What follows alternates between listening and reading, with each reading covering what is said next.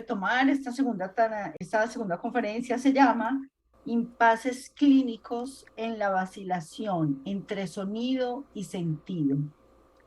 Y vamos a funcionar de la misma manera. Escuchamos a Tatiana, leemos el texto en la traducción que se presenta en la pantalla y luego pasamos al debate. Muchísimas gracias de nuevo a todos y bienvenidos. Somente, Mônica, momento para só combinar com o Guilherme, tá? Sim. E o que eu fiz pela manhã com a Macau foi que algumas coisas que na hora me vinham para dizer, aí eu pedi socorro para ela, tá? Sim. Tudo bem, Tati, você vai falando, na medida do possível eu vou traduzindo. Sim, Bueno, eu vou te... Si habla algo fuera del texto, bueno, sí, puedo intentar traducirlo para que vosotros comprendéis, pero vamos a... ¿no? Exacto. Si necesitas de ayuda, Tati, me pide, e tá bem. Sim, pode deixar que eu te peço, Gui. Obrigada. Vou te pedir só para traduzir essa primeira parte, que ela não está aqui no texto, tá? Vai. Bom, então, agradeço mais uma vez a todos que suportaram tantas horas pela manhã. Bueno, agradeço a todos que soportaram tantas horas pela manhã. Bueno. Sim, a mesma voz falando. Sim, a mesma voz que habla. E este é um passo a mais, né? Um outro passo, não é nenhum a mais, é um outro passo daquilo que eu havia pensado com vocês no período da manhã. Tá? Bueno, este es un otro paso de aquello que había pensado con vosotros por la mañana. Es un otro paso, un paso a más. Eu vou começar com uma partição do texto que eu apresentei no cartel que eu faço, inclusive com a Beatriz Maia. Va a empezar con una partición del texto, del cartel que haces incluso con Beatriz Maia.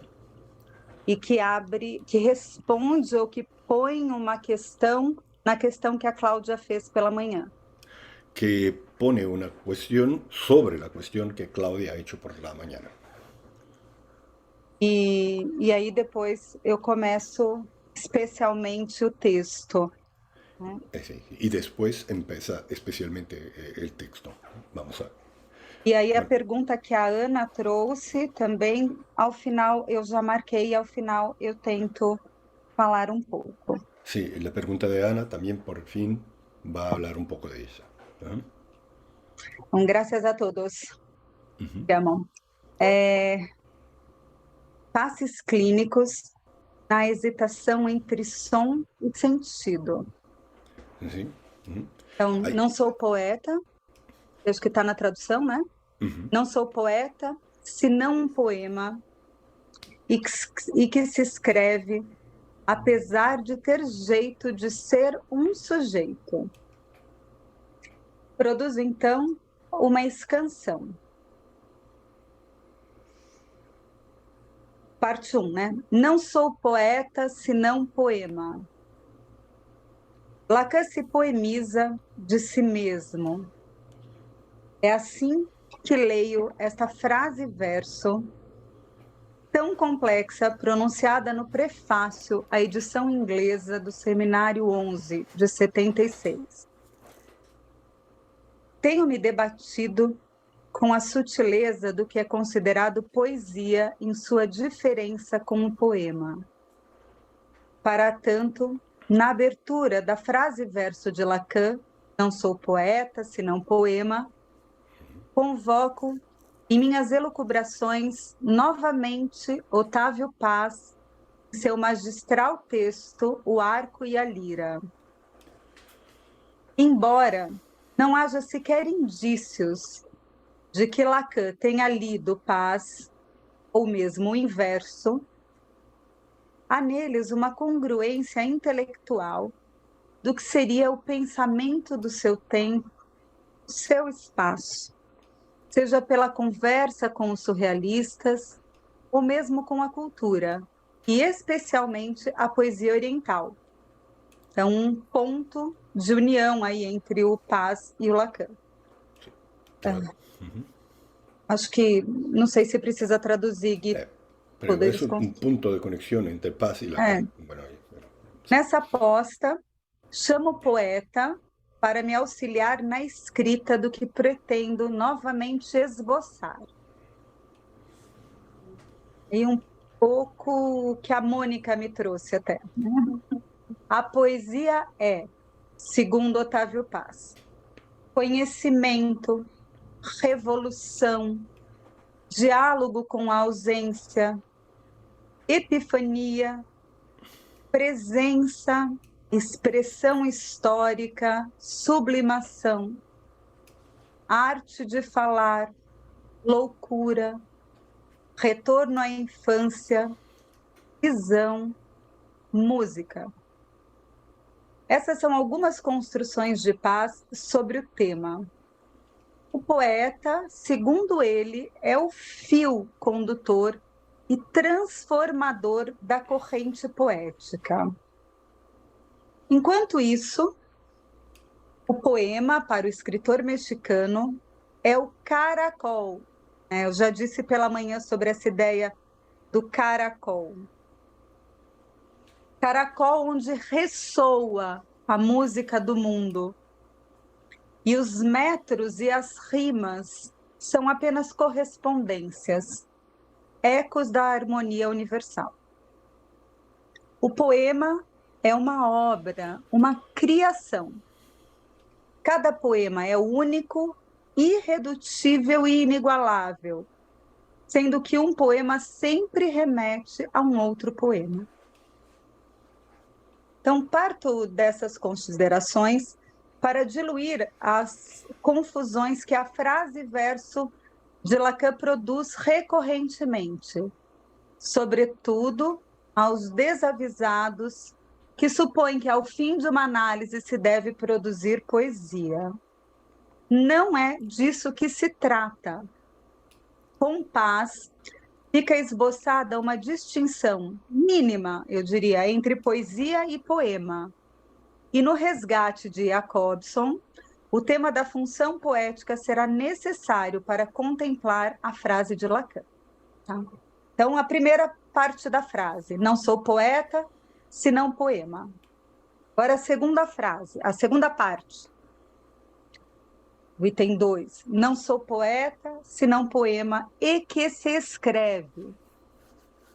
Então, pela manhã, Gui, acho que aí você pode traduzir um pouco. Então, pela manhã, nós falamos dessa questão da escrita, né? O interesse do Lacan não é a poesia chinesa, mas é a escritura poética chinesa.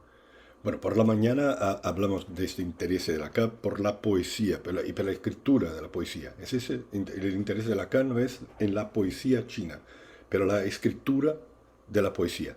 É isso, Tati? Graças, Gui. Então, esse e que se escreve. Há um poema que se escreve, assim completa Lacan. Para tracejar essa ideia, outro poeta entra em campo na decomposição desse enigma, que vocês já ouviram também comigo. Em meio à sua conversa rotineira com François Cheng e seu estudo frequente sobre a lógica e a poética, temas que o Lacan tratava, especialmente, aí estava no Seminário 24, tocando os temas do inconsciente real e do passe, Lacan chama o Tao, para esboçar o caminho do que considera, nos anos 70, a presença da interpretação como Tro em seu ensino. Tao, em chinês, é caminho, que vertido para o francês, produz homofonia entre voar, caminho, e voar, voz. Aquilo que a Mônica trouxe, né? Então, há algo da voz, da sonoridade, da ressonância, que por ele foi investigada na escritura poética e ofertou caminho para pensar as questões do passe, consequentemente, do estilo decantado de um processo analítico, né? Também um pouco a conversa com a Cecília, né? Que a Cecília trouxe de manhã, essa questão aí da lógica da pulsão. Então, existe uma sonoridade do poema que se escreve. Há uma ressonância tônica na poética que os chineses não fazem senão escrevendo. Desta forma, algo modula, algo ritmiza e faz soar outra coisa que não o sentido, visto que esse sempre tampona. Lacan trata isso explicitamente no seminário 24, no Lancy. Então, estaria Lacan falando do final de análise? Então, essa é uma pergunta para esse "e que se escreve". Bom, e para fechar essa ideia, trazida inclusive pela Cláudia, não sou poeta, senão um poema, e que se escreve, apesar de ter jeito de ser um sujeito. Essa é a frase do Lacan. Bom, a sonoridade do poema, apresentada pelos fonemas joycianos, inclusive pela poesia joyciana, não só pelas não poesias, havia incomodado Lacan desde suas leituras em alta voz do texto do irlandês. O enxovalhamento das palavras, mastigá-las, jogá-las, em seu máximo uso até o extremo de gastá-las e poder delas se desfazer em pulverização, encantou o psicanalista e fez questionar como esse resto liter faz furo e produz esvaziamentos de sentido. O som emanado de sua escrita, o som proliferante da escritura poética chinesa, apresenta um cantarolar que faz configuração de signo. E aí uma fala do Otávio Paz como uma música nunca vista. Uma música de som, de audível, nunca vista, de visão.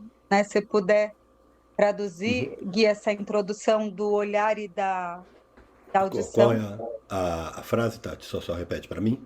Configuração, uma música no sentido, uma música nunca vista. Então, um som que nunca foi olhado. Algo que inclui o ouvido e o olhar. Assim, uma música nunca vista. Uma música, algo que incluye la voz y el olhar, ¿no? Sim. Ver. Sim.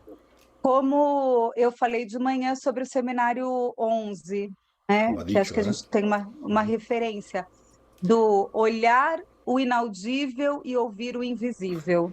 Bom, mirar o inaudível e ver... Ouvir... e oír o invisível. O invisível. Uhum. Então, algo interessante aí para pensar. Em sua sonoridade poemática, em se deixar escrever pelo poema, como na pintura chital, Lacan se diz Lacan. Espaço e tempo interlaçados, amarrados e nodados. Instante lugar, uma fala do Cheng, que de seu nome o poema se extrai. Eis o passo de Lacan, passo a passo. Seria seu passo? Lacan, sua assinatura é a extração de um poema sem sujeito, ali onde o sentido foi suspendido e tempo em que o efeito foi o furo, tocando o real. Esse poema estaria atrelado ao fim de uma análise? Haveria uma suposição que a todo final um poema deveria ser assinado? Poema vazio, vacuidade, esvaziamento por preenchimento, iantização, como eu disse de manhã, poema liter. Qual a relação do poema fim com o tema da transmissão pela via do estilo? Eu não sou poeta, senão poema. Me acompanha na tentativa de construir uma pergunta para o doce ser e não ser passo de Valéry nessa conversa. Minha pergunta, então, é sobre o poema Não se faz poesia e que tece uma possível assinatura no fim, como em Lacan poema. Só uma referência ao período da manhã, novamente, Gui. Ujú. Quando aqui eu falo aqui, ó, faz poesia e que tece uma possível assinatura, Sí, cuando hace poesía y tiene una posible firma, ¿no? sim, Diga. quando eu uso a palavra tecer, Ajá. ela faz aquela dupla referência que eu trouxe de manhã, com C e com S, de tecido e de escutado, de som. Bueno, eso es difícil, ¿no? Porque usa palabra, no sé si en español te dice Não tecer, que existe, no não. existe. Entonces, ¿qué tiene que ver con bueno, el tejido, Com a ¿no? O sea, grafia, né? Com a grafia con, diferenciada. con la grafía que tiene letras, que era monofonía, ¿no? Y tecer de oír, ¿eso? De oír. Isso, aham. Y, sí, y E tecer tecer de con tecido, de roupa, de ropa, es el de tejido. tecido da pele, de Sí, sí, cobertura. como la piel, cobertura, eso. É que eu já Tiene falei esas de dos. manhã, Ajá. de manhã eu já trouxe para eles. Ujú. Bom, então vamos lá. Dessa maneira, poderia acompanhar citações diversas de Lacan sobre a poesia, sobre o poema, sobre a interpretação poética, ou mesmo sobre a função poética no percurso do seu ensino.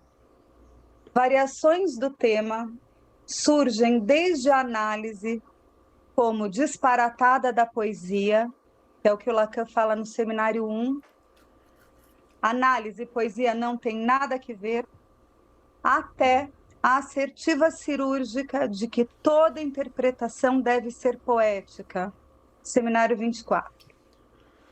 Afirmações e negações presentes, tanto em sua prática oral quanto escrita, me questionam sobre o que Lacan sustenta como poesia e a que ela se refere.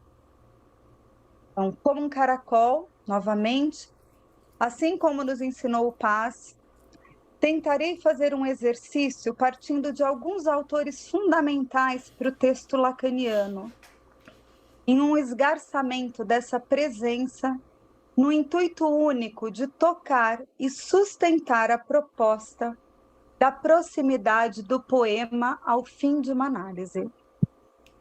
Justifico, sobretudo pela citação de Lacan, mais uma vez. Não sou poeta, senão um poema, e que se escreve, apesar de ter jeito de ser um sujeito. E ainda arrisco, sobretudo, porque na entrada de uma análise, o que surge é o amor, em sua demanda frequente. Se entra pelo amor, contínua e desenfreada. Ao final, portanto, teríamos o quê? O poema, em francês, poème, assim se escreve, poème, que em sua ressonância, em seu eco ou em seu oco da voz, escuta-se poème, aime do verbo aimer, amar, e aime de alma, poème, poema que se escreve pelo amor e pela alma, que em si reduz e traduz o percurso do começo ao fim de uma análise. E aí eu trago para vocês, mais uma vez, um poema para que não fiquemos colados ao sentido, mas escutemos a modulação sonora. Né? Então, poema, pele nua bailando nas curvas retilíneas das retas curvadas em si bemol. Pouco, pedaço de memória, tocadora do instrumento veloz, bússola do tempo, loco surpreendente, emê, verbo inundado nas bocas apaixonadas e ouvidoras dos mais precisos batimentos, cada sussurro da voz rouca que olha no fundo da alma. Ama. Poema. Ama. Embora esse poema inundado pela condensação e homofonia, diga do poema que se é esta pontuação sobre o poama, fazendo aí uma brincadeira com amor, é um tanto precipitada e se torna deveras errante, sem antes trazermos pequenos trechos de pensadores importantes para a convicção lacaniana que aborda a poética e seus desdobramentos. Alguns intelectuais e artistas estão escancaradamente explicitados em seu ensino, enquanto outros, estes timidamente recortados. Desta maneira, Aristóteles, Paul Valéry, Roman Jakobson e François Cheng ocuparão minha caneta. Aqui, estilo, tá invertido. Ocuparão minha caneta, estilo, neste momento, para poder fazer passar algo do meu estilo, daquilo que escutei em Lacan e escuto, sobretudo, diariamente na clínica. Então, ponto 1. A poiesis como ato em Aristóteles.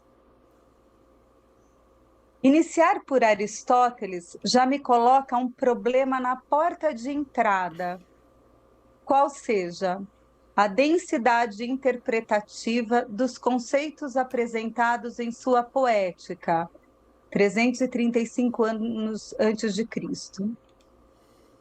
Para que possa chegar ao cerne do seu objeto, como, por exemplo, mímesis e cátarsis, 2 pontos essenciais em sua obra, e pode ser considerada como a primeva da literatura estética. Além de revelar o instante lugar em que a poética foi proferida, é necessário, muito além, deslizar pelos ensinamentos aristotélicos, o que se torna inviável em esparsas linhas.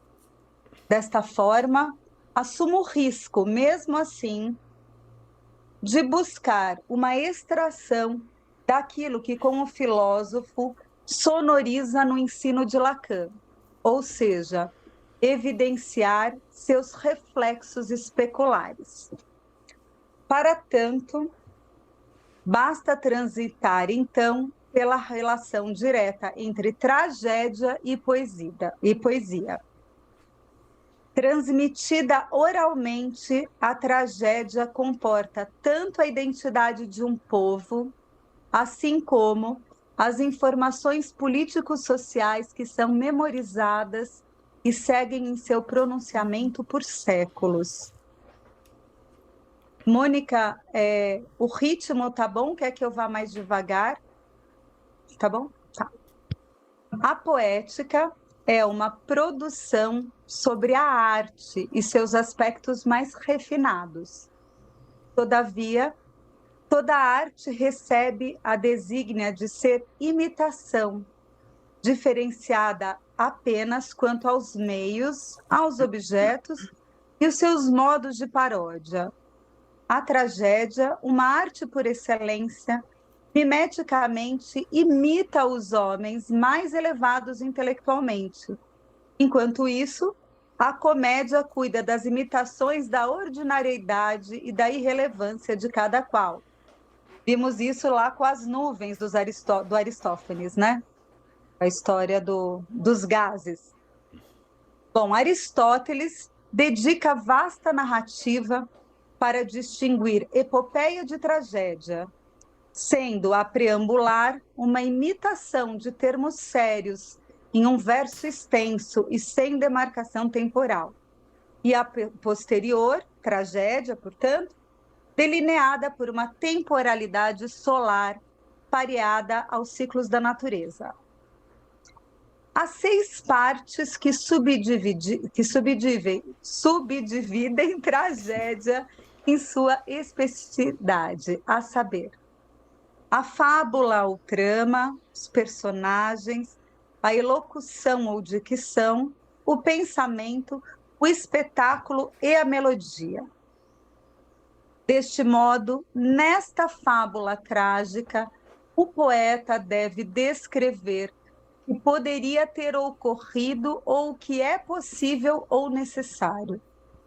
Neste caso, se torna interessante pensar na recuperação e subversão das categorias lógicas aristotélicas por Lacan, ou seja, de como ele se depreende do impasse das categorias clássicas do universal, do singular e do particular em sua formalização matemática.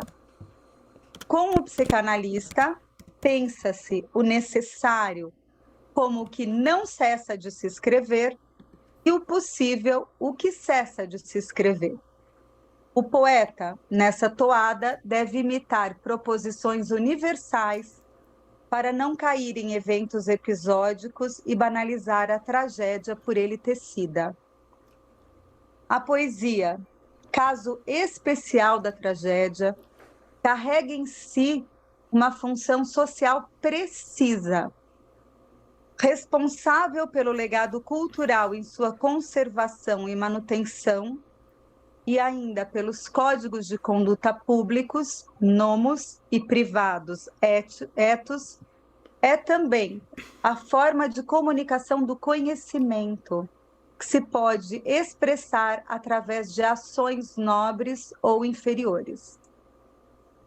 Homero, tomado como sinonímia de poesia, tem em sua memorização o dramático como cerne e o diálogo como sua diretriz, educando sobremaneira poeticamente a Grécia e a recheando deste ensinamento. Logo, é o que é possível ser memorizado que caracteriza a poética aristotélica. De algum modo, há uma aproximação com o projeto freudiano, quando eu falei lá dos neurônios e da memória, e os trâmites neuronais na concepção da memória. Algo que marca e permanece, se assim podemos dizer, na poética aristotélica. O termo grego poietique está vinculado ao verbo poieo, vertido para o português como eu faço, ou mesmo eu produzo. Não me parece que Lacan estivesse apenas conversando com o Oriente quando ele indica a forma da escritura poética chinesa. Há algo que ressurge em sua concepção sobre o que é poesia que versa sobre o agir e que desvela suas raízes desde Aristóteles. Né? Então tem algo aí do ato. Há algo del acto. Del acto. O autor está apresentando as diferenças entre tragédia e comédia, formas gregas de manifestação pública por excelência. Embora os dóricos sustentam que o verbo que significa o fazer é o dran, os atenienses elegem o pratem. Conclui-se que ambos sejam sinônimos. Esta obra de Aristóteles, incompleta, aliás, perdida, só temos uma parte da poética, reunida a partir de traços e anotações de aulas, porta em si muito mais do que o ensinamento sobre a poesia. Ela carrega, como uma continuidade, os ensinamentos gregos calcados na ética e na estética simultaneamente. Poética, portanto, em sua concepção mais sublime, ressalta o aspecto e o tom do fazer criativo da palavra, que abarca o poético mais como uma ação do que como uma adjetivação.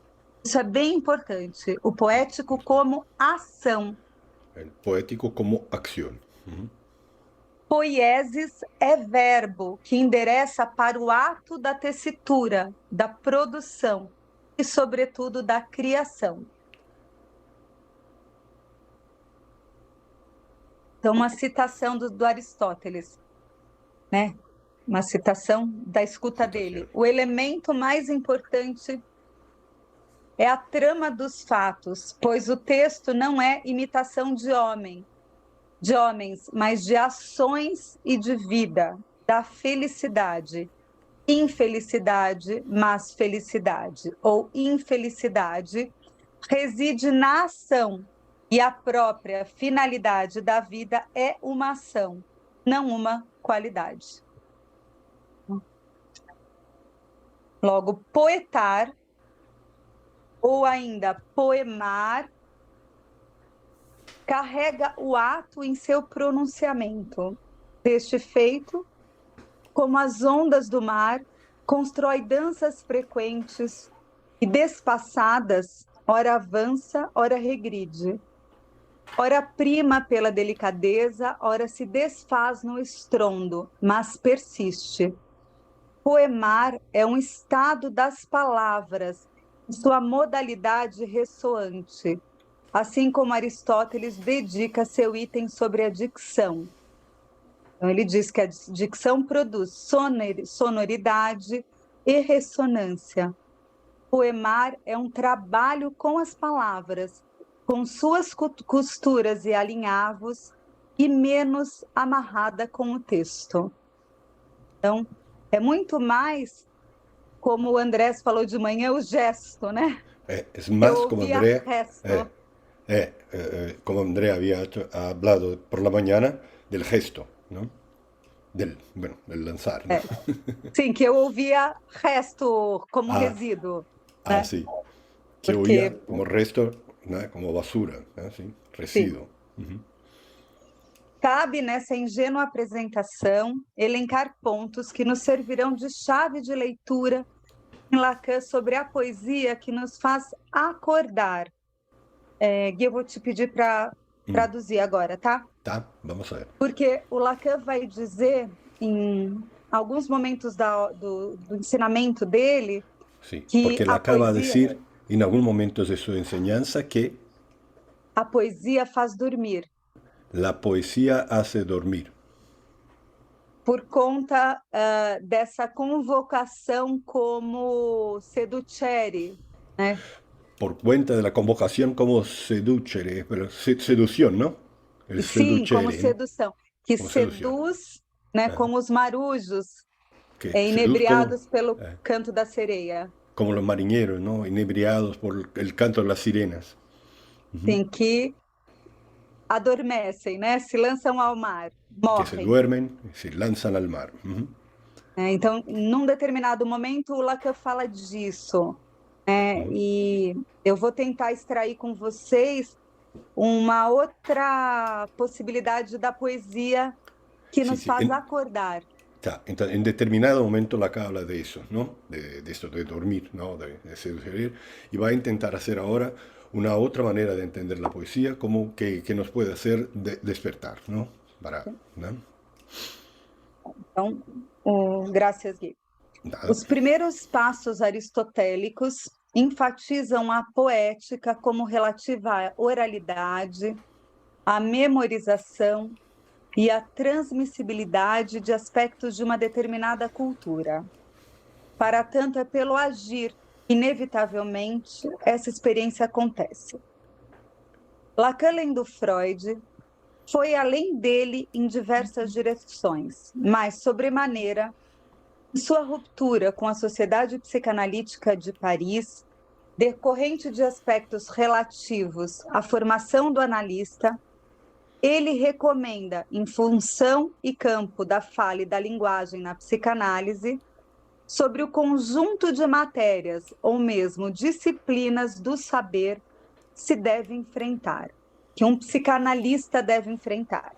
Então ele diz assim, a retórica, a dialética no sentido técnico que esse termo assume nos tópicos de Aristóteles, a gramática e o auge supremo da estética da linguagem, a poética, que incluiria a técnica deixada na obscuridade do xiste. Então, o analista deve, por conseguinte, ser um letrado. Embora este texto de Lacan seja contemporâneo justamente ao seminário primeiro de sua releitura freudiana, a versão sobre poética enquanto necessária e a poesia, enquanto disparate ao processo analítico, surgem. O que, mais uma vez, oferece questionar o que ele chama de poesia, de poética, de poema, ato ou interpretação poética. Então, escutem só, né? Segundo Lacan, a análise não é da ordem da inspiração poética. Cabe ao analista buscar mais o sentido do que o inefável. O que quer dizer o sentido? Pergunta Lacan. O sentido é que o ser humano não é senhor desta linguagem primordial e primitiva. Ele foi jogado aí, metido aí, e ele está preso em sua engrenagem. Então, Lacan fala isso nos anos 50, né? Mais o sentido e menos o inefável. Então, más el sentido, menos el inefable. Em dupla inscrição, Lacan aproxima, em Função e Campo, a poética do xiste, e no seu primeiro seminário afasta a poesia como inefável dos processos de acesso ao inconsciente estruturado como uma linguagem. Há qualquer coisa no fazer poético, neste ato, que possa ser tradutor de algo que, como no xiste, escapa ao discurso. Algo que incluiria a modulação do corpo e que endereçaria, assim, as impressões da língua materna, como falado no período da manhã. Este feito se intensifica ao pensarmos que o sujeito é um efeito. É feito. Não sei como se em espanhol dá essa conotação, Gui. Como? El sujeito efeito e é es feito. un efecto y es hecho. Que en portugués suenan, ¿no? El efecto y é feito. Entonces es efecto y es hecho, así, ¿no? Sim. Então é um efeito de linguagem. Sim, é feito. De linguagem em sua estrutura e em sua incompletude. Então, isso é Aristóteles. Agora vamos dar um salto para o Valéry, um grande salto para o Valéry. Bueno, vamos a Valéry. Então, como eu propus de manhã, eu apresentei alguns poemas em português, sem tradução, para que vocês ficassem com a sonoridade. Bueno, Tati, como ha propuesto por la mañana, ha leído algunos poemas en portugués sin traducción para que puedan oír la sonoridad de la lengua, ¿no? E vou fazer isso agora novamente. Bueno, lo hará otra vez. Sim, com o Valéry. Vou ler um poema dele que se chama Le Pas, Os Passos. Los Pasos, vamos a ver. Vou ler em francês, imediatamente em português, para que fique com essa pluralização linguageira mesmo. Isso, va a leer en francés, después en portugués, para que quede con esta pluralización linguajera, ¿no? De la lengua. Le pas, tes pas, enfant de mon silence, sentiment lentement placé, vers les lits de ma vigilance, procède muet et glacé. Personne pure, ombre divine, qu'ils sont doux, tes pas retenus. Dieu, tous les dons que je devine viennent à moi sur ses pieds nus. Si, de tes lèvres avancées, tu préparais pour l'apaiser, habitant de mes pensées la nourriture d'un baiser. Ne hâte pas cet acte tendre, douceur d'être et de n'être pas, car j'ai vécu de vous attendre, et mon cœur n'était que vous pas. Os passos, teus passos, meu silêncio cria, santa e lentamente pousados ao leito da minha vigília, procedem mudos e gelados, entre puro vulto divino, são doces teus passos contidos, Deuses, aos meus tons que adivinham, vem a mim sobre pés despidos. Se com teu lábio em movimento, vens acalmar este desejo de quem me habita o pensamento com o alimento de um beijo. Não apressa essa atitude eterna, em doce ser e não ser passo, pois que vivi de vossa espera, pus meu peito em vossos passos. Bom, continuemos, depois voltemos. Valéry, Valéry poema. Hesitação prolongada entre som e sentido. É justamente nesses primeiros escritos lacanianos, Função e Campo, primeiro seminário, a Instância da Letra, enfim, que topamos com outro autor que ressurge inúmeras vezes explicitado no seu ensino. Embora em alguns momentos suas citações são demarcadas, noutros sabe-se que ele é o interlocutor do Lacan, deste psicanalista. No entanto, seu nome é suprimido da fonte de diálogo. Paul Valéry, filósofo, pensador e poeta francês, atravessa os textos em uma constante poética. Lacan, leitor de Valéry, surge em sua decomposição poética. Continua, então, com Função e Campo, lugar onde Lacan transita por esses dois pensadores apresentados nessa comunicação. Extrai de Aristóteles a proposta do que é a arte e afirma que a arte do analista deve consistir em suspender certezas do sujeito até que se consumam suas últimas miragens, e é no discurso que deve excandir-se a resolução delas. Nesta arte conversa também de borda com Leonardo da Vinci em eco ao Seminário 4, As Relações de Objeto, sobre o lugar da natureza na modernidade. Sua pergunta, a pergunta de Lacan, nesse tanto do texto, é sobre a função da linguagem em sua apropriação da metáfora e da metonímia para localizar a parte do significante na cadeia subjetiva.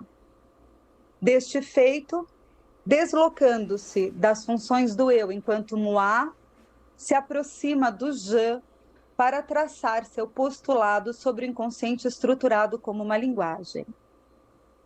Lacan lança mão dos conceitos da linguística baseada em Saussure neste seu discurso de Roma, assim como em As Psicoses. Embora as propostas saussurianas apontem para o sujeito da consciência que sabe o que diz, Lacan desvia-se do pensador no recorte da proposta do inconsciente, daquilo que escapa ao sujeito. É só um adendo também, esse daqui é sobre o curso de linguística geral, não sobre os anagramas saussurianos, tá? Esto es sobre el curso de lingüística general y no sobre los anagramas saussurianos. Graças. Neste momento, unindo a Jacobson em sua proposta de função poética, o Lacan se unindo, questiona os dois princípios diretrizes do curso de linguística geral, a saber, a arbitrariedade do signo e o caráter linear do significante.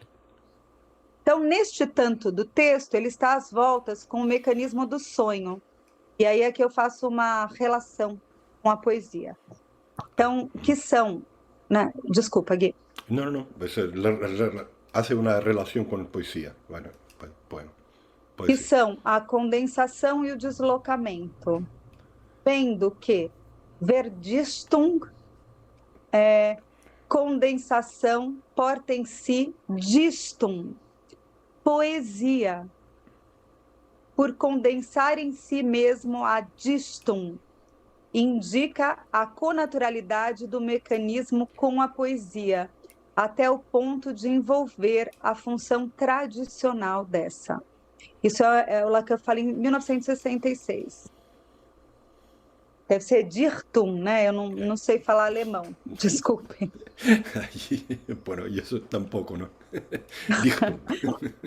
Dichtung. Retomando, um dos problemas do homem moderno Lacan conversando com Da Vinci, inclusive, é o seu questionamento da natureza e, evidentemente, para Lacan, sua questão de enlaçamento e desato com a psicanálise. Mas citar Leonardo da Vinci não é sem consequências. Em um determinado momento da sua obra, o Da Vinci afirma: não existe voz na natureza.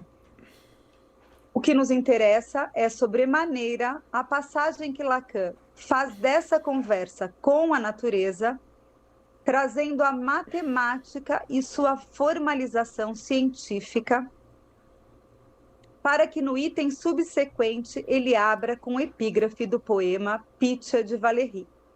Então, é muito interessante nesse texto, né, de função e campo, porque Lacan vem falando da formalização matemática nos anos 50, quando ele conversa... desculpa. No, solo porque si no me pierdo un poco. Es importante en el texto función y campo de la palabra que Lacan va a hacer, Tati, se puede hacer, né, una... Me diz de novo só o que você falou, Tati, você poderia repetir? Só. Lacan está falando sobre a forma, a partir da ideia do significante, ele traça algo da formalização da matemática. Isso, a partir da ideia do significante, traça algo da formalização matemática. Sim. E imediatamente ele termina essa sessão nos escritos. Imediatamente termina essa sessão nos escritos. E abre com uma poesia. E abre a outra com uma poesia. Sim, então, exatamente essa que eu vou dizer, né? Sim. Então ele abre com a epígrafe do poema Pitia de Valéry. Sim, abre com a epígrafe da poesia Piedad de Valéry. Vale lembrar que este poema, a Pitia, nos traz belíssimas considerações sobre a voz. Não tocada nos escritos de Lacan nesse momento, o tema da voz, parece ressoar como oco nas entrelinhas conversantes dos efeitos da linguagem. Neste discurso, o que aparece é a função do som do significante, enquanto que a voz, como objeto invocante, apenas ocupará lugar em meados dos anos 60. Bom, então, o tema da voz surge, então, timidamente, nos dois últimos versos citados por Lacan de Valéry. É um poema longo, muito longo, a Pitia. Não sei se vocês conhecem, recomendo que escutem, é lindo. Sim. Mas... Não sei se conhecem, é longo, um poema muito grande, e recomendo que lo leiam. Mas aqui o que o Lacan cita é somente esse final do poema, os últimos versos. Esse que Lacan cita somente os últimos versos do poema. Essa voz que sabe quando soa também não ser mais a voz de ninguém, sendo a das ondas e dos bosques. O que Lacan se referiria ao trazer a Pitia. Pitia é a sacerdotisa do templo de Apolo, na Grécia Antiga, a profetizadora dos oráculos. Mas Pitia também advém do masculino Píten, serpente. Então, a Pitia é uma das únicas vozes femininas de Delfos, uma voz que namora com a natureza algo do desdito por Da Vinci. Não me parece novamente nada desavisado ao trazer esse verso poemático logo após apresentar a matematização, que conversa diretamente com o seminário Lancy, mais de 20 anos depois, espaço que Lacan convoca a lógica e a poética para falar, inclusive, do passe. Né? Então, vejam que bonito essa precisão assim do Lacan, né? Ele apresenta algo de um jeito e que a gente ouve uma ressonância no outro, seminários muito adiante. Bueno, mira cómo es bonito esto en Lacan, que presenta una idea y después va a haber una resonancia de eso muchos años después en otros seminarios, ¿no? Exacto, eso Sim, resuelve. com outros avanços, né? Evidente. Con otros avances, evidente, teóricos. Mas no intervalo entre função e campo e Lancy, Sí, eu el chamo intervalo. aqui. Ajá. Ah, perdón. Não, está aqui, isso. Chamo aqui a subversão do Perdão. sujeito e a dialética do desejo de 1960, quando ainda apresenta a identidade do ser e as questões da linguagem, tema recorrente nestes anos, na articulação entre identidade e gozo, e a problemática no estádio do espelho da sua dupla inscrição, do eu como je, assim como moi, em suas parecências gramaticais e narcísicas, a saber. A linguagem faz existir o eu que me falo e o eu que me escuto. Que sou eu? Je, Lacan se pergunta. Bom, essa pergunta, essa construção é exatamente uma que Valéry usa quando ele fala do eu como eco. Esta construcción es exactamente la que Valéry utiliza cuando dice la construcción. Eu como eco. El yo como eco. Sí. Sim. Então, essa discussão me remete à afirmação de Valéry sobre o eu como um eco, portanto, narcisicamente apresentado por Valéry como moi. Ligação contínua entre a voz que existe e a voz que vem. O eco que ressoa no interior do poeta. Isso é uma construção do Valéry. Em suas lições de poética, né? Vou mostrar para vocês. Em português, a gente acabou de ter o lançamento desse texto do Valéry. Não sei se vocês veem. Sim, acabou de sair. Sim, que é a poética, que é uma reunião, são os cadernos de anotação do Valéry. Foi lançado ontem aqui no Brasil, inclusive. Los cuadernos de anotación de Valéry, Sim. que han lanzado ayer en Brasil. Sim. Temos uma outra versão, mas é uma versão não muito fiel, e ontem essa versão foi lançada, então é novíssima para nós aqui, né? Sí, más completa, la otra no es muy fiel, esta es muy nueva, bueno, ayer ha sido lanzada. Então, em suas lições de poética, para manter o poiesis, o Aristóteles, mantendo assim o equívoco de poiesis, que são esses cadernos escritos durante muitos anos, que compõem palestras realizadas no Collège de France, Valéry convida a pensar a literatura em especial e a arte em geral como obras inacabadas, portanto, em constante movimento. Aliás, toda obra de arte do intelecto é um ato. É isso que o Valéry fala, assim como Aristóteles. O que aponta para uma não redução de uma materialidade estática e imovível. A poesia está em transformação decifrável que a arbitrariedade do artista sofre quando o receptor compreende a necessidade desse efeito poético, porque aquilo que é belo é verdadeiro.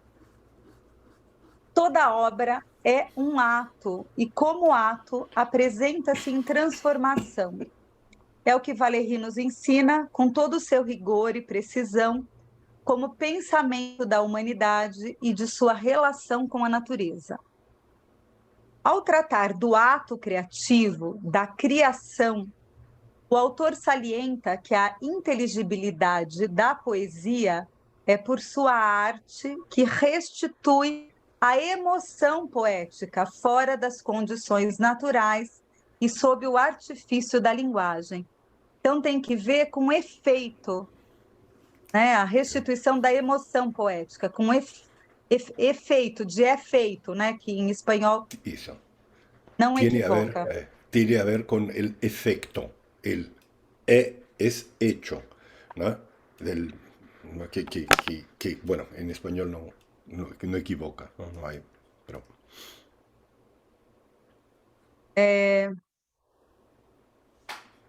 Bom, desculpa, me perdi, só achar. Eu parei. Espera só um pouquinho. Claro. A poesia é um fazer criativo para ele. Ah, tá, obrigada, Gui. É uma transformação, toda obra. De Aristóteles, sim, obrigada. Poiesis. Sim, A poesia é um fazer criativo para ele, assim como é para Aristóteles, uma poiesis, produção de algo que vai permanecer e intervir na realidade a partir da ação do homem.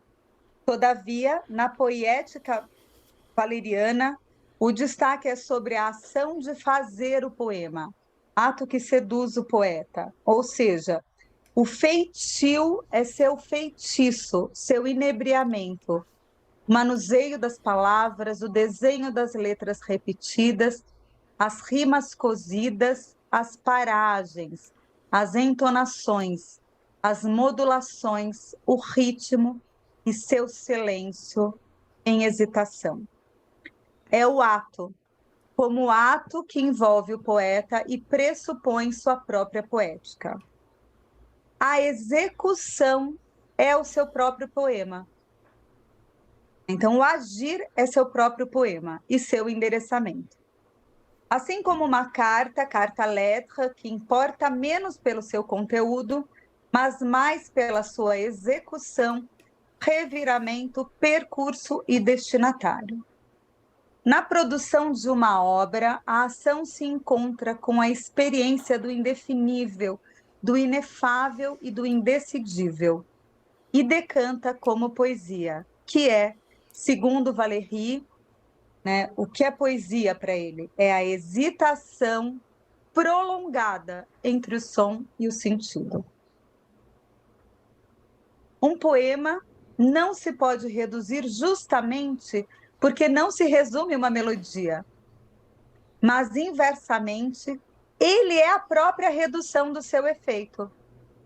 Né? Então, não se reduz o poema, mas ele é redutível em si.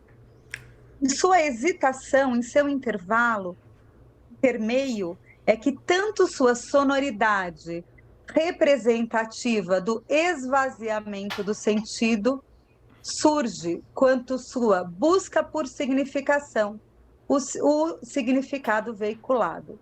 O seu efeito brota justamente no intervalamento, naquilo que não é nem uma coisa, nem uma outra coisa. E, simultaneamente, é algo e outro algo, eis seu lirismo. O que vibra do poema é seu oco, sua contínua transformação e seu vazio, porque ele é o próprio paradoxo, seu prolongamento intervalado. Também só um parênteses agora, Gui, se você puder também falar. Tá. Parênteses, vamos.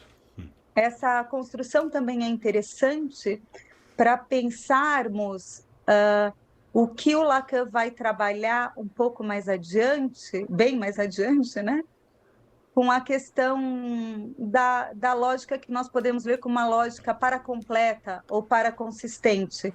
Sim, então isso é interessante para ver o que Lacan va a trabajar, bueno, bastante tiempo después, y va a llamar de la lógica paraconsistente, paralógica. ¿No? Sim, é paracompleta, né? Paracompleta, perdão. Paracompleta ou paraconsistente. Por quê? Porque o Lacan vai dizer que, diferente da lógica clássica... Sim, esta lógica é diferente da lógica clássica. Que você tem A e B podem estar simultaneamente juntos. Sí, sí, entonces diferente, distinto de la lógica clásica, que A y B son cosas distintas. En la lógica, bueno, paraconsistente, A y B pueden estar juntos, ¿no? Sim, não é uma lógica que separa os elementos. Que separa os elementos. Que podem conviver aqui, né? Como que a gente vê entre som e sentido. Son elementos que pueden convivir, como el sonido y el sentido. Ou, como falamos de manhã, unbewusst et l'inbevu. O como hablamos de mañana, el unbewusst et unbevu. Bom, voltando. Então, a fala do Valéry. A hesitação prolongada... Do Valéry, não, isso daí é do tradutor do Valéry, desculpa. A hesitação prolongada, as sutilezas da singularização, a capacidade da variação, de infinitização e inacabamento do ato poético serão mantidas como traço marcante em seu processo. Então, isso é uma fala do tradutor do Valéry. Assim, o poema valeriano toma as páginas da escuta de Lacan, que mais uma vez, dentre outros, dialoga com o filósofo em 1976. Então, no referido seminário, Lacan está, seminário de 77, 76, 77, em conversa com Jacobson, apresentando a poesia como ato, distante da concepção exclusivista de belo e mais emparelhada como gesto ético, quando enlaça as ressonâncias semânticas da interpretação, como ele fez em Função em Campo, com um projeto de criação interpretativa em instância da letra, e agora a função poética como efeito de significação, promovendo o que a Mônica me falou de manhã, um duplo sentido, né? Um duplo canto. Seguem, todavia, uma referência implícita a Valéry em sua proposta de hesitação prolongada, ou seja, de intervalo. O Lacan vai dizer: a metáfora e a metonímia não têm peso para a interpretação, a não ser pela função de outra coisa. Esta outra coisa é o que une som e sentido. Ou ainda, som e sentido é o que faz ressoar outra coisa. Então, isso o Lacan está falando em L'étourdi, em 73. Lembrando que a fala do Valéry é: a poesia é a hesitação prolongada entre o som e o sentido. Bom, então esta união e desunião, esse descompasso passante, é o que pode ser traduzido pela dupla função da poesia, como produtora de sentido e de furo, de esvaziamento. A poesia sustenta essa tensão, justamente porque ela se configura na hesitação, né, no ato da hesitação. Da pluralização dos signos, ela transita até o seu esvaziamento, seu semblant, sentido branco, ou seja, furo. No neologismo lacaniano, être, être-u, né? Être de ser furo e être-u, de ser onde. Então, o poema valeriano convoca a modulação, a duplicidade, ao enigma musical, a mudança de tom, como nos versos de Os Passos, que eu trouxe para vocês. Doce ser e não ser passo. Que o ritmo desmascara a própria cadência e sua regularidade. Que é sobremaneira, nesse mesmo seminário Lancy, que Lacan conversa com Cheng, trazendo a interpretação como poética. Terceiro ponto, poema como ressonância do corpo com Cheng. E eu já comecei a falar com vocês pela manhã, né? Mas eu retomo aqui como dois textos interligados, mas separados também, né? Hablaba por la mañana y retoma ahora como dos textos separados, pero interligados, conectados. Sim. François Cheng, com dupla nacionalidade, francês-chinês, é um dos grandes sinólogos que a França tem como ensinante. Sua obra obteve enorme êxito, notoriedade, especialmente porque ele conseguiu poetizar em dois idiomas tão distintos, um de uma língua de origem romântica, de alfabeto latino, e outro de origem sino-tibetano, língua tonal e com sistema de escrito logográfico, ausente de alfabeto. Ele o fez ao mesmo tempo. Então, Cheng não escreveu seus poemas em um idioma e os traduziu para o outro.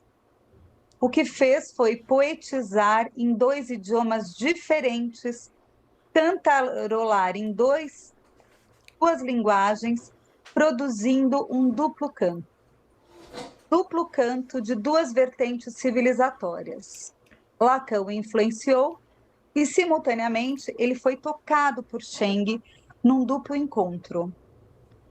Suas concepções sobre a poesia, importadas de sua escritura poética chinesa, texto mencionado e lido por Lacan, traz alguns aspectos que nos auxiliam a ampliar sobre a ressonância do poema, o cantarolar da escritura, da modulação ondulante do desenlace entre oralidade e escrita chinesa, e que aponta indiretamente ou diretamente para a clínica psicanalítica.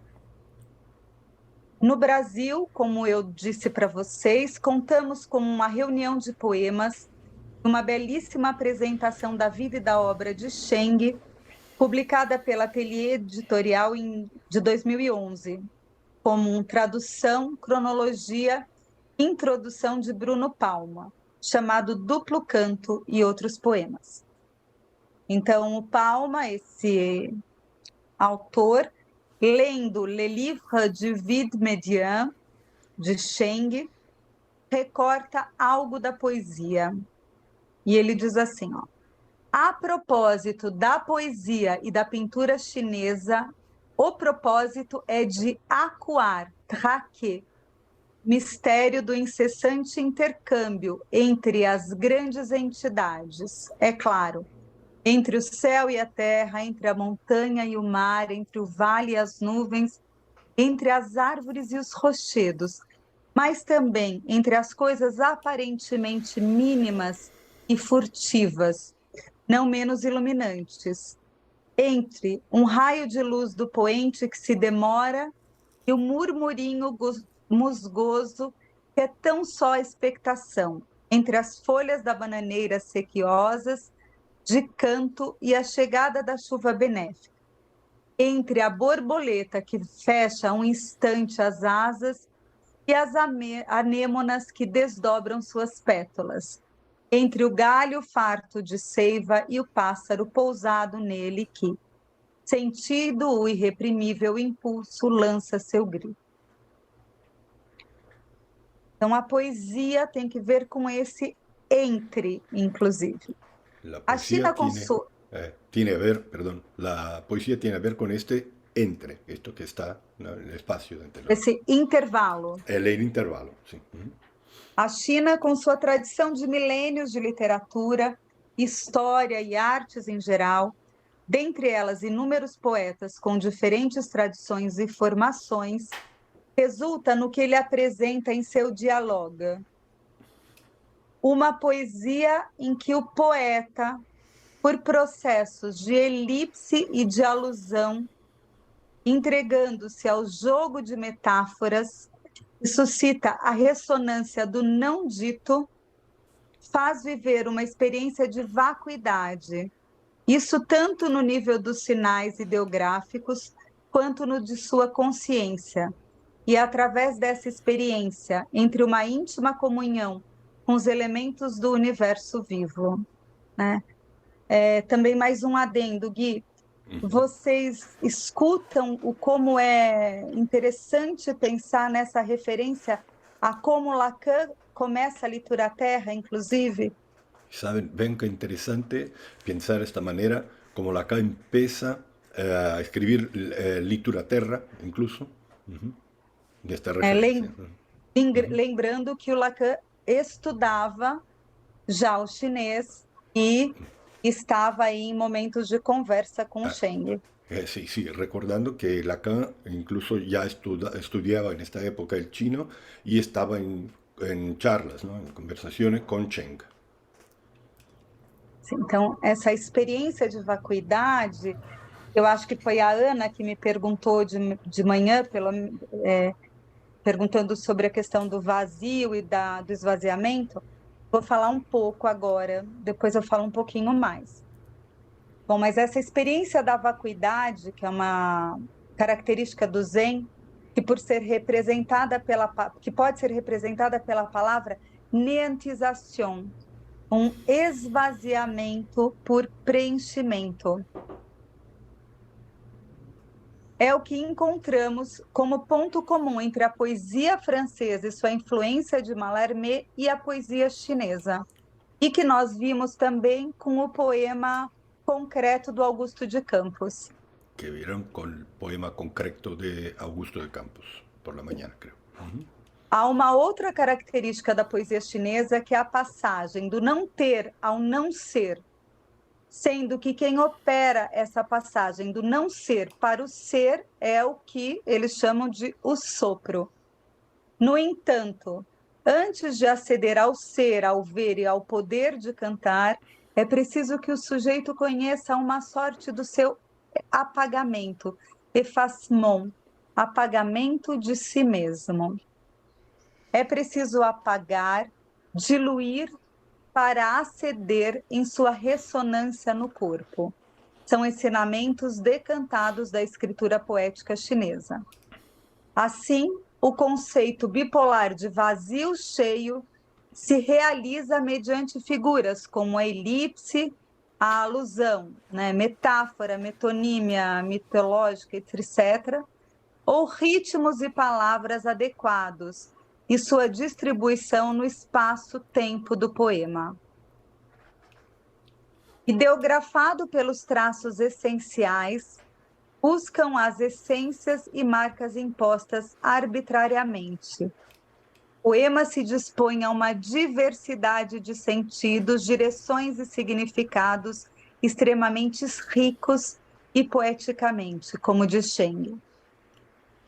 Quanto aos aspectos estilísticos, então, que lemos Lacan lendo a escritura poética, saliento a sonoridade ou ainda sua tonalidade e a plasticidade das palavras que Cheng toma em francês com o ato de manusear um caractere. Mas é foneticamente que as palavras encarnam a ideia de uma figura. Então, a noção de canato ou de escâncio tem aí certa importância por ter traduzido tantos poetas. Conheço bem a prosódia francesa, mas formada pela poesia chinesa, tem um gosto pronunciado pelo respiro rítmico. Por conseguinte, a partir da unidade silábica, esforcei-me por alternar ou combinar o par e o ímpar.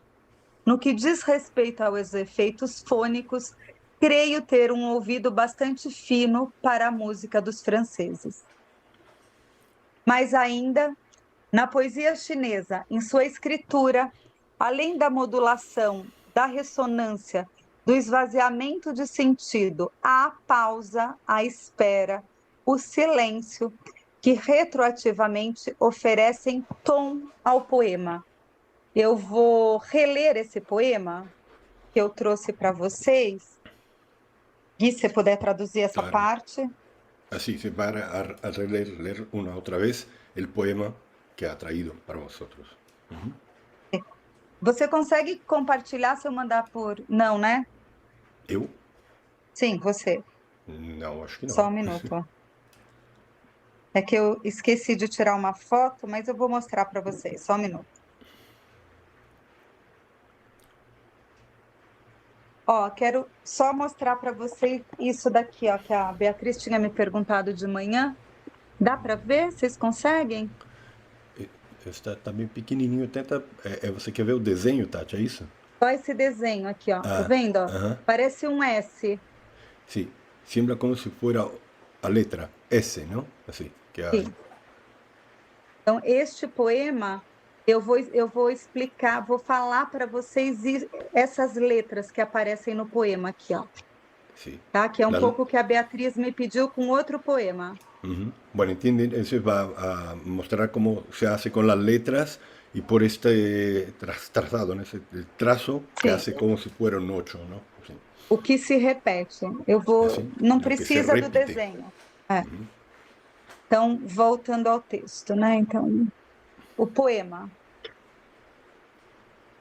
Cristas, arestas, estrias, estriados. Acho que só um pouquinho. Vou voltar. Cristas, arestas, estrias e estratos. Farpas na mão sinalante de sangue, a primeva tríada. Estratos estriados, arestas de cristas. Remoinhos do coração, malachando de fogo a suprema grimpa. Estratos, estrias. Né? O desenho do poema não é esse que está na tradução, né? Ele tem um outro desenho. El dibujo no es lo que está en la traducción. Hay un otro dibujo. É um S, é justamente um S. Es la letra S, ¿no? Es Sim. una S. Então, trago este poema de Cheng para marcar as voltas como um caracol, embora ele não se feche, em que a escritura poética chinesa demonstra e autoriza a pensar sobre qual poesia Lacan se refere. Certamente não aquela que adormece com os cânticos monótonos e sedutores, mas a poesia que corta, estremece, que deixa ranhuras, rasgos e furos, que provoca o despertar. Então, nesta em particular, o jogo de fonemas consonantais SS em português, ou ainda e R, produzem inúmeras combinações, a saber, cristas, arestas, estrias, estratos, farpas, tríada, suprema grimpa, arestas, estrias.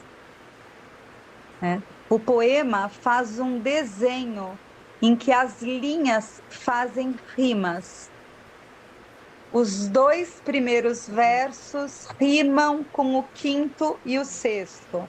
Então, cristas, arestas, estrias e estratos rimam com estratos, estriados, arestas das cristas.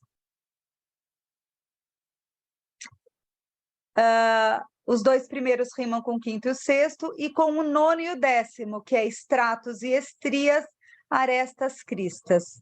Assim como o 3º e o 4º rimam com o 7º e o 8º. Então, farpas na mão, sinalando de sangue a primeva tríada, remoinhos do coração, malachando de fogo a suprema grimpa.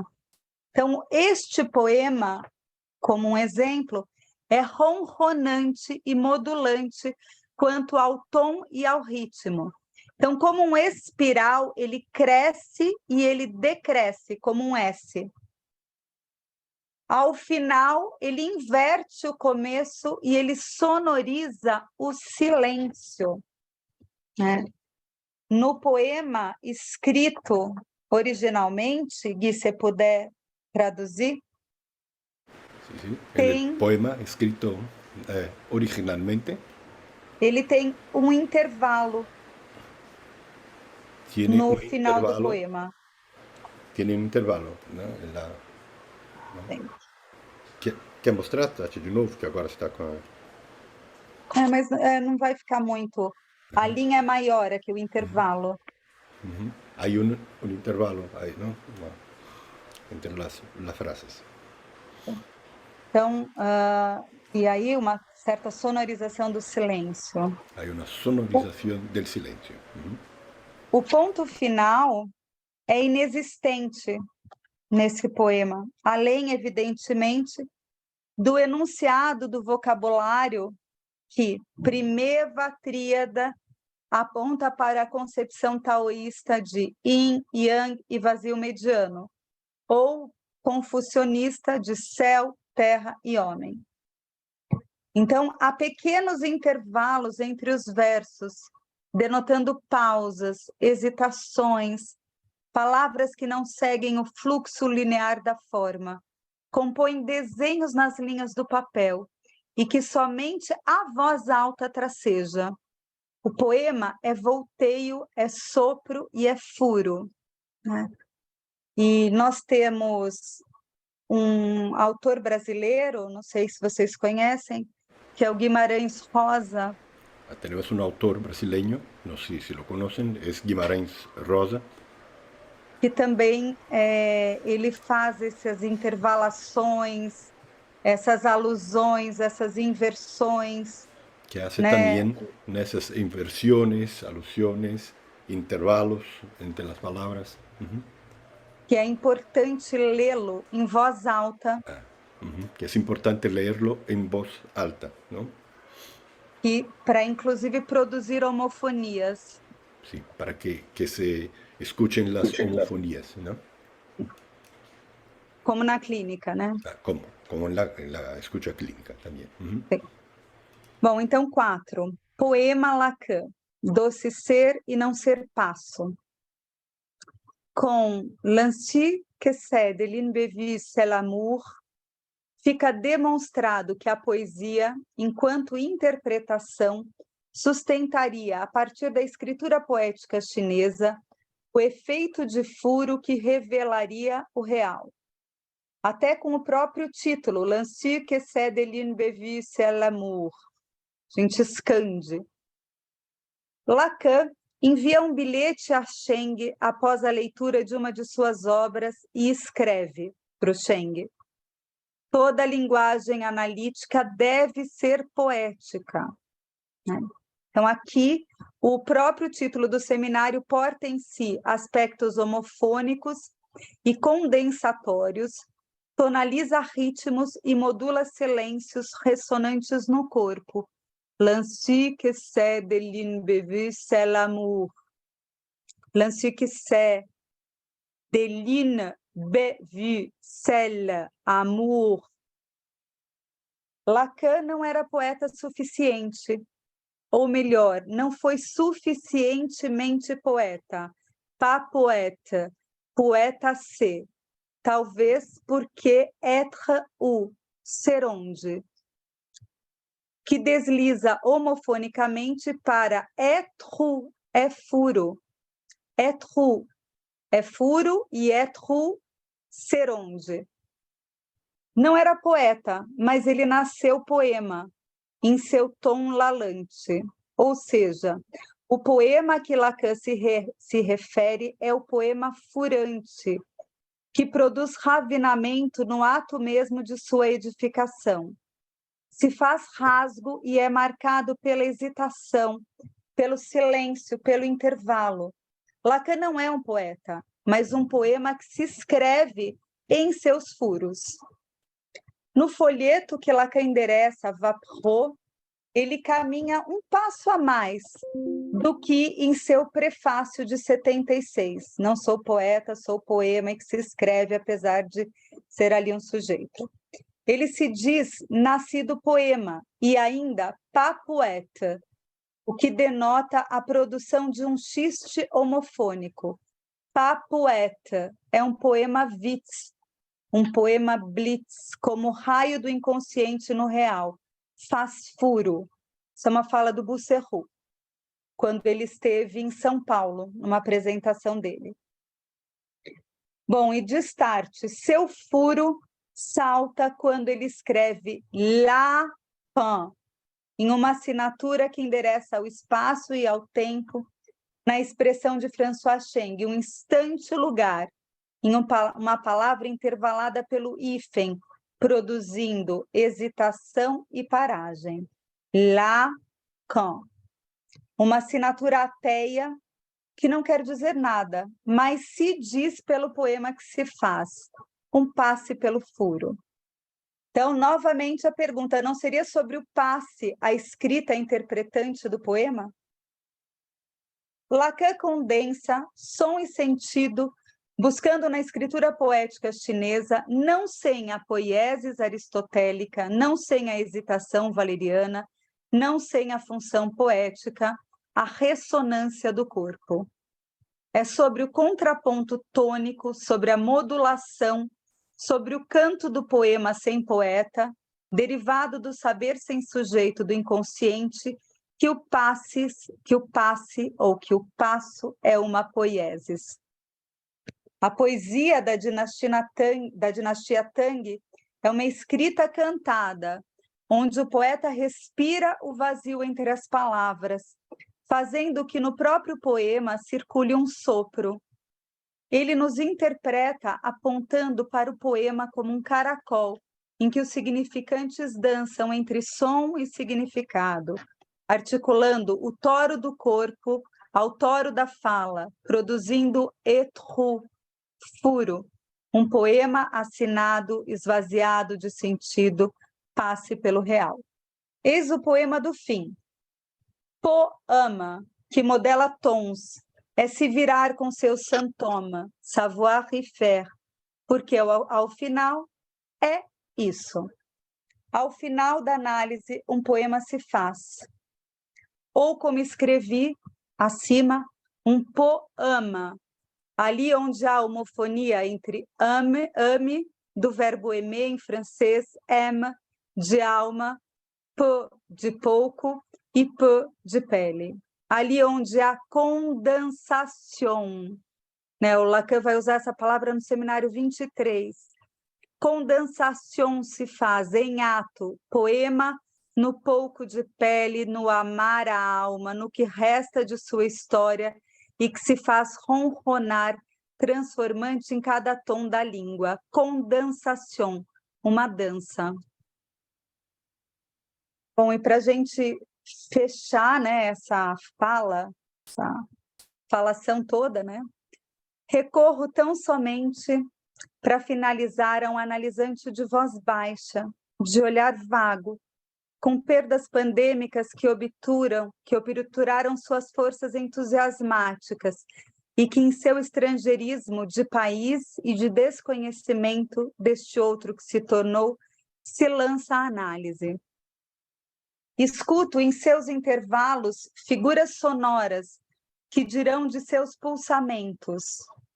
Diante da morte da mulher amada, tantos cuidados despendidos, tantas renúncias, ele beija a boca dela. Gui, como que você pode dar para... La boca dela. Bueno, aí você vai fazer homofonia com cadela, é isso? Sim. Tá. Bueno, la boca de ella es la hembra del perro, ¿no? La cadela, ¿no? Entonces, cuando hablan boca de ella, es al mismo tiempo la boca de ella y Sí. cadela. Cadela. Cadela es la hembra del perro, ¿no? Sí, como, bueno. Então, ele Una beija perra, a sí, boca una dela. perra, sí, Na perra. una perra, está bien. Aí ele diz, ele ouvia um som de tuk-tom, tuk-tom, tuk-tom, tuk-tom, tim, enquanto a respiração dela cessava. Não eram horas que marcavam o fim, eram sons clementes que ressurgiam em seus sonhos, em seus devaneios, em suas passadas, relembrando pedaços do corpo da esposa. Antes da perda, ele era estriado, é um significante que ele usa. Ou seja, ele era reto, ele era retilíneo, com riscos retilineantes e rasgos em linhas. Ereto, correto era ele. Com o atravessamento pandêmico, com o daimon atentante, afetado pelas perdas revoltantes, ele se sente como em um deserto, onde os rasgos retos se transformam em tecido leve, amassado, enrugado e vincado estava seu corpo. O tecido desértico vincado e aí ele diz assim, ó, smooth, soft, silky, shiny, A dor cruel, nesse instante, é habitar a casa que construiu ao casar, porque afinal quem casa quer casa. Mas ele segue criando e fazendo da arte sua direção. Faz da metáfora desértica sua solitude, sem solidez e apesar da solidão. Faz da metonímia seu deslizamento substitutivo, suas entrelinhas estridentes. Trago ligeiramente estas apresentações de figuras sonoras, apresentadas aqui pela cacofonia, pela onomatopeia, pela literação, pela assonância e paranomasia.